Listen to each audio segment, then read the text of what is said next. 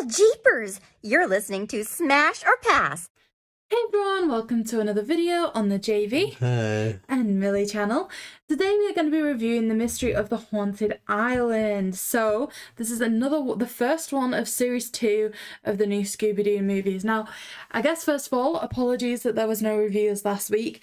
I was like really ill, and as you can probably hear, JayBee's kind of now that level of ill as well, but he is a bit more determined than I am.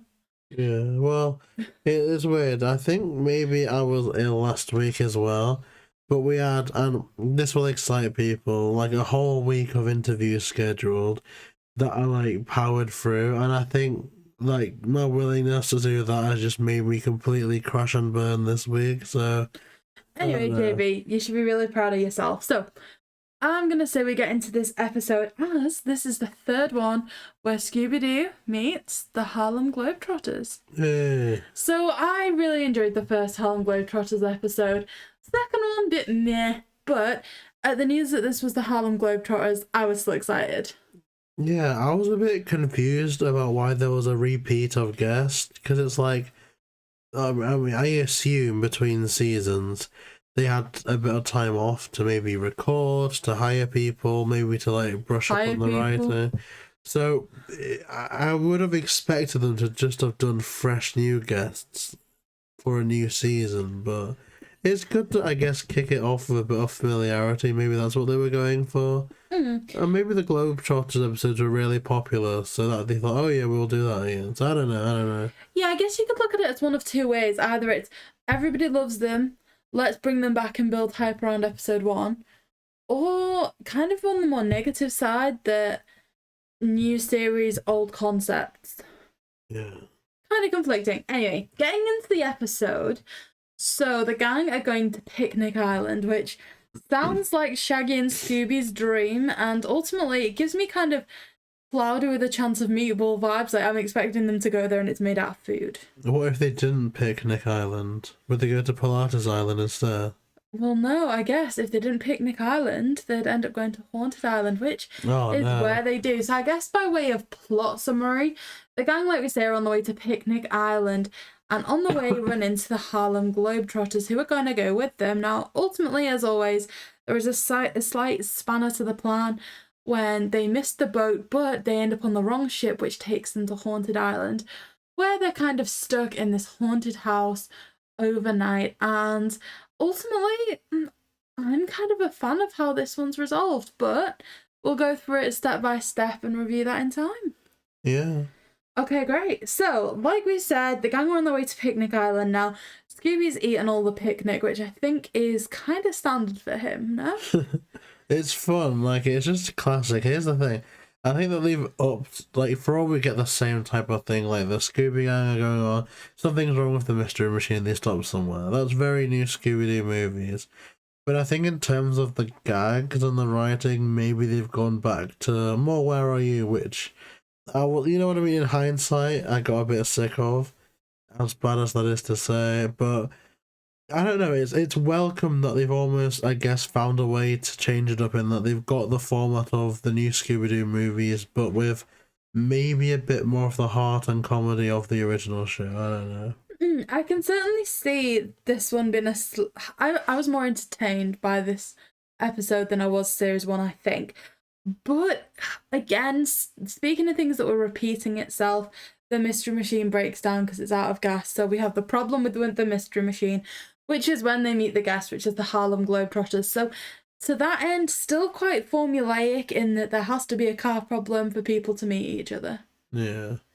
So, guess kind of not a fan of that, but I'm not going to like linger on that too much, because ultimately, when they go into the kind of building to look for more gas, and I'm saying gas because it's American, because I turn in American all of a sudden. Petrol, the fuel. Yeah. Diesel, I don't know. One thing that I really liked is, you know, that scene where the basketball's bouncing through the floor and kind of hitting Scooby, and it's kind of like that was a really good introduction to the Harlem Globetrotters. It upset me a bit because it reminded me a lot of my concept for the Tom and Jerry crossover that I came up with, you know, when talking to Mark Marsh. I could see that. I kind of got upset because I thought I had an original idea, but They'd beaten me to it like 30 years before I was even born. Well, anyway, I do think it was a good introduction, and ultimately, like you say, this is their reintroduction to the Globetrotters. So they're all going to get the boat together to Picnic Island, but what they don't see is the boat leaves without them. Somebody pinches the sign and leads them onto another boat. Now, one thing that I found quite interesting here is normally the villain is trying to ward them away from somewhere. Like, get out, stay away. Whereas here they're actually luring them in. Thought that was quite a unique take. Yeah, and it was set up to be a person, you know, like when the Globetrotters are like, yeah, we'll go to Picnic Island with you and get some rest for the big game.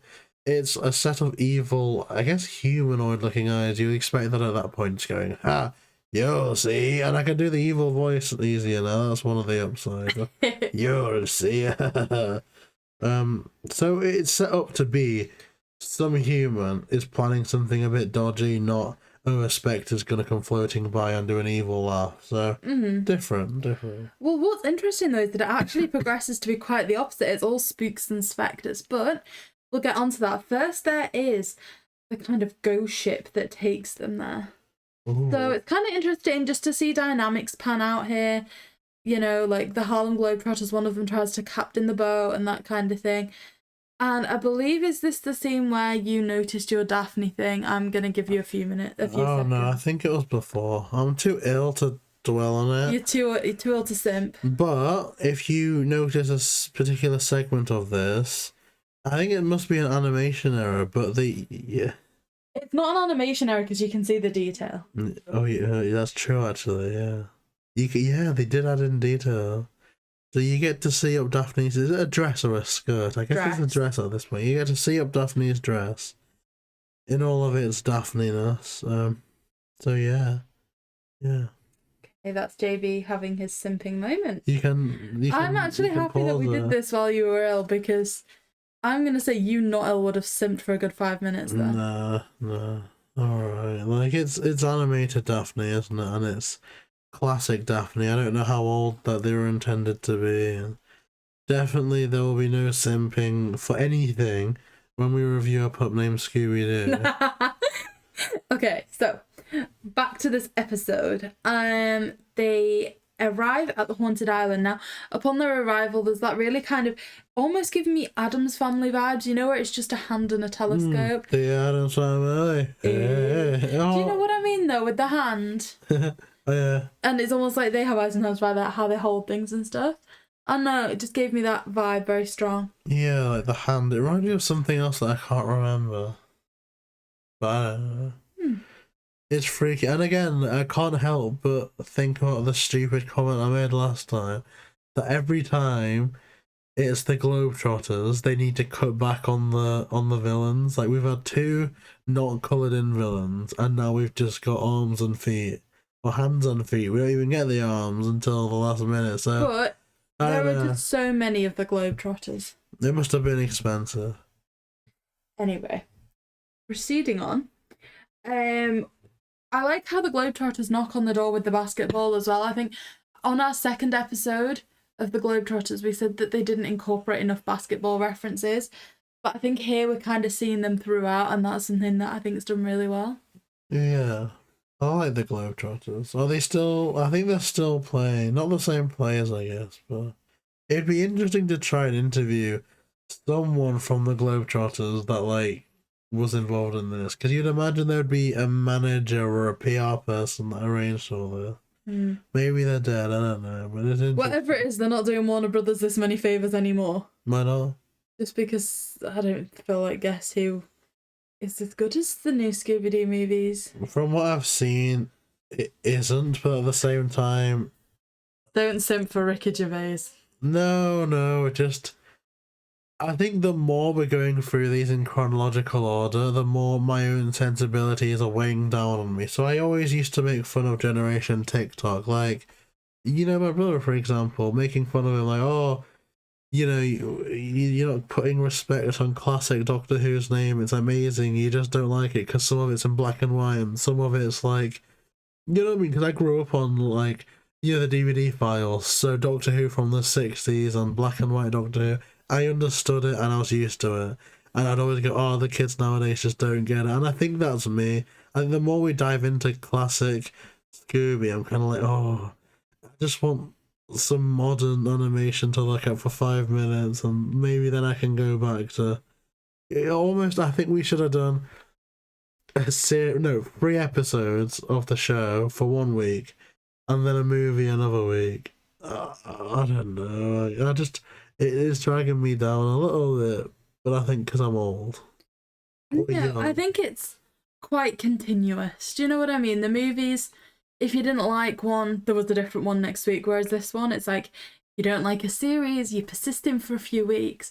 And I guess it's not even that you don't like the series. I guess it's just a lot of repetitiveness. But that being said, I also don't want to be negative within this episode, because I'm actually kind of giving verdicts away here, but I actually enjoy this one. So in it gets to nighttime, and then this house comes alive.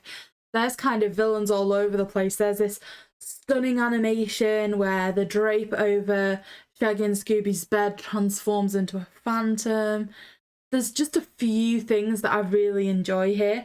And then once the Harlem Globetrotters' bed kind of falls in half and they slide down, they land on basketballs, and they're kind of like, it's a good job we had to sleep with these under our pillows and things like that. There's just some really good basketball references throughout. I think they really kind of utilize the guest here, and not only that, but they go on to use the kind of guest in the motivation, in that when they're unmasked, is it like fans of the opposing team that wanted to make sure that they didn't get enough sleep to perform well in the basketball game that day. So again, it really incorporates the villain better than I think any of season 1 did. So to that end, I'm gonna say this was a big step up, and then of course you end with the basketball game at the end. Really, the guest is utilised brilliantly here. So JayBee, I guess anything you want to add about kind of the closing sequence? I just like it when they do it. Like, they did it at the end of the first Globetrotter episode, and then they do it again. And it just adds a new context, a new, a new location. That's kind of refreshing. I don't know. I think the motivation for all it's so interesting, and it's again a breath of fresh air, because I'm getting a bit tired of the tropes at this stage. It is kind of a bit ridiculous in a way, but again, I think it's the most streamlined an episode of the new Scooby-Doo movies have been, in terms of finding a natural way to incorporate a guest into one of the mysteries. Now, JayBee, I will forgive you if you keep this brief, because as we can all hear, you are not very well, and a huge round of applause for you for your participation in this, I'm not gonna lie. Smash or pass? I'm gonna give it... the Daphne scene alone. No, that's ridiculous. You know what? These Globetrotters are growing on me. I think this is possibly the last time we see them in the whole of Scooby now. And they will be missed. They will be missed. So, round of applause to the Globetrotters. You're all amazing. Unless anyone's been cancelled for something horrible. So, the non-cancelled Globetrotters are amazing. And I'll smash this episode. I think it's technically my favourite in terms of the writing, the pacing, and the story. But in terms of enjoyment, I don't think that's going to take it yet. That may still be an Addams Family, or who's the other one that isn't Phyllis Diller? Sandy Duncan. Probably one of those two. But... Oh, don't mention Phyllis Diller. But yeah, I'm gonna give this a very cold sort of COVID. I don't know what I've got. Smash. Oh, your voice broke as you said that. I feel like you really are done for this episode. You've done so well. Okay, so ultimately I'm going to have to agree with JayBee. For me, this is definitely a smash. I'd go as far as to say this is my favourite of the new Scooby-Doo movies thus far. They incorporated the guest brilliantly. The Harlem Globetrotters are always just a breath of fresh air to see.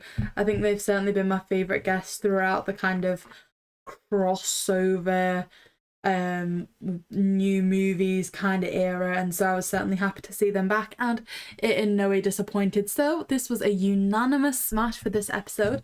Let us know what your thoughts are in the comments below, and I guess it's been a week, so a little bit of community news. Trick or Treat is out for digital download. As of this releasing, it will be out on DVD tomorrow. I know lots of us across the UK have been fortunate enough to kind of obtain our copies early, and certainly something we've enjoyed. So not only let us know your thoughts down below on this episode, but also the new movie as well. And before the DVD's even been released, we've done an episode Unboxing.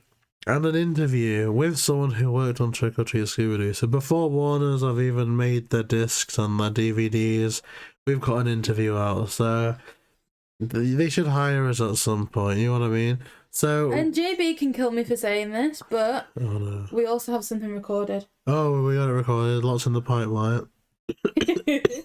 So, Ryan Shaw, the composer, gave us a great interview. That'll be in the description down below.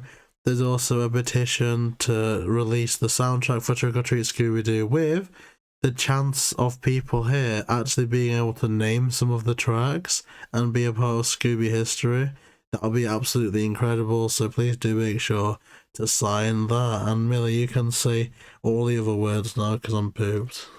Okay, so a huge congratulations to JayBee for joining. Like you said, check out those links in the description below. Trick or Treat is honestly, such a good movie. We've reviewed it already. There's so many kind of videos for you to check out, like we say, including an interview where we've spoken with people that, someone that did work on the movie, and there's going to be some other incredible things coming up on the channel related to that movie this month, as it is Scoobtober. So with all that in mind, and for more Scooby related comment, please like, comment and subscribe, and we'll see you next time.